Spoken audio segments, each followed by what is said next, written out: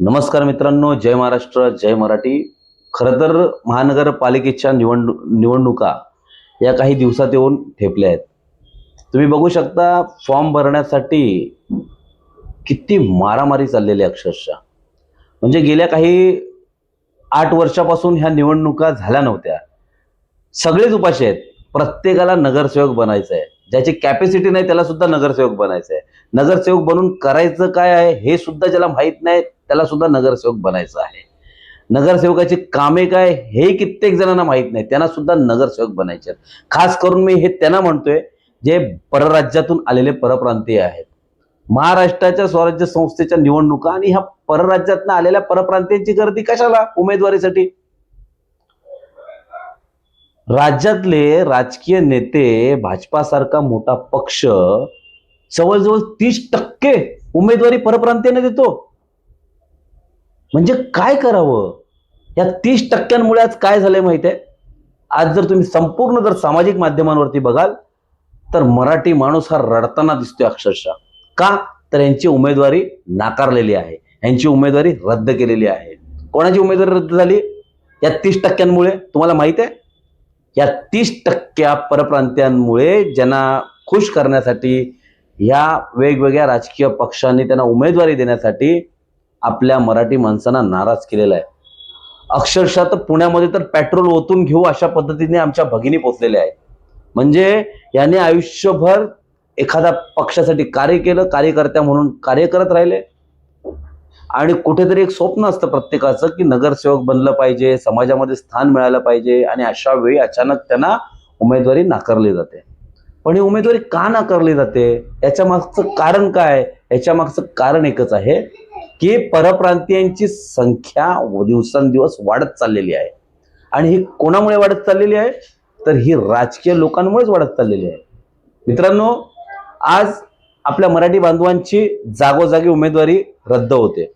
याला जबाबदारी ते 30% वाले आहेत, ज्यांची 30% जणांची जी घुसखोरी झालेली आहे ना उमेदवार म्हणून, ते जबाबदार आहेत. म्हणून लक्षात घ्या, या निवडणुकीमध्ये, या महानगरपालिकेच्या निवडणुकीमध्ये मी सर्व मराठी बांधवांना माझ्या सांगू इच्छितो की मराठी उमेदवाराच्या पाठी ताट उभे राहा. त्याला जिंकून आणण्यासाठी प्रयत्न करा. परप्रांतीयांचे झेंडे पकडण्यासाठी की मी ह्या पक्षाचा नेता श्रेष्ठ म्हणून त्या पक्षाचे झेंडे पकडू नका. पक्ष कोणताही असू द्या, उमेदवार आपला मराठीत असला पाहिजे. मराठी उमेदवाराला जिंकून आणण्यासाठी रात्रचा दिवस करा, पण आपल्या मराठी माणसाला आणि मराठी उमेदवाराला जिंकून आणा.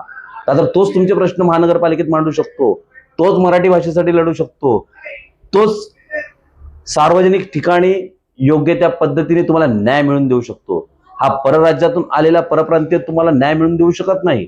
म्हणून इतर जे उभे आहेत परराज्यातले उमेदवार, यांच्या पाठीशी झेंडे घेऊन उभे राहू नका. जर कुठेतरी तुम्हाला जर थोडं तरी तुमच्या मनामध्ये जर काहीतरी महाराष्ट्राबद्दल, मराठी भाषेबद्दल, मराठी अस्मितेबद्दल जर थोडं तरी जर काही जागरूकता असेल तर आपल्या मराठी उमेदवाराच्या पाठीशी उभे राहा. पक्षश्रेष्ठ बोलतायत म्हणून कोणत्या तरी सोम्या गोम्याच्या पाठी उभं राहून घोषणा देणं बंद करा. ही लाचारी पत्करू नका. ह्याच लाचारीमुळे तुमच्या या महाराष्ट्राचं वाटोळं झालेलं आहे. आणि हे जर थांबवायचं असेल तर आता ही वेळ आहे. आपल्याला आपल्या मराठी माणसाच्या मागे उभं राहणं गरजेचं आहे. मराठी उमेदवारांच्या मागे उभं राहणं गरजेचं आहे. काही जण मला आता हे म्हणतील की एखाद्या प्रभागामध्ये तर सगळेच मराठी उमेदवार उभे आहेत वेगवेगळ्या राजकीय पक्षाचे, मग काय करायचं? मी त्यांना सांगू इच्छितो की त्याच्यामध्ये चाचपटणी करा. खरोखर अभ्यासू कोण आहे?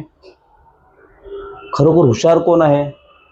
खरोखर एक समाजाचं नेतृत्व कोण करू शकतो? गेल्या काही वर्षांमध्ये मराठी भाषेसाठी, मराठी अस्मितेसाठी रस्त्यावरती कोण उतरला होता? अशाची निवड करा. निवडणूक ही गेली 7-8 वर्ष निवडणूक झाली नव्हती. निवडणूक समोर आलेली आहे. येत्याच काही 4, 5, 7, 8 दिवसात निवडणुका पूर्णपणे होतील. आणि एकदा काय मतदान झालं की एखादा राजकीय नेता म्हणतो, वरिष्ठ जिल्हा अध्यक्ष म्हणतो, शहर अध्यक्ष म्हणतो, म्हणून बटणं दाबू नका. तुम्ही सुशिक्षित आहात, लक्षात घ्या, तुम्ही सुशिक्षित आहात, तुम्ही अभ्यासू आहात. तुम्हीच ठरवायचं की आपलं मतदान हे कोणाला गेलं पाहिजे. 2 पैशांसाठी आणि आपल्या खांद्यावरती साहेबांनी हात ठेवलं म्हणून साहेबांचं मतदान करायचं, हे असं करू नका. ही लाचारी सोडा. आपल्या मराठी माणसांच्या मागे उभे राहा. एवढंच मी या व्हिडिओच्या माध्यमातून सांगेल मित्रांनो. धन्यवाद.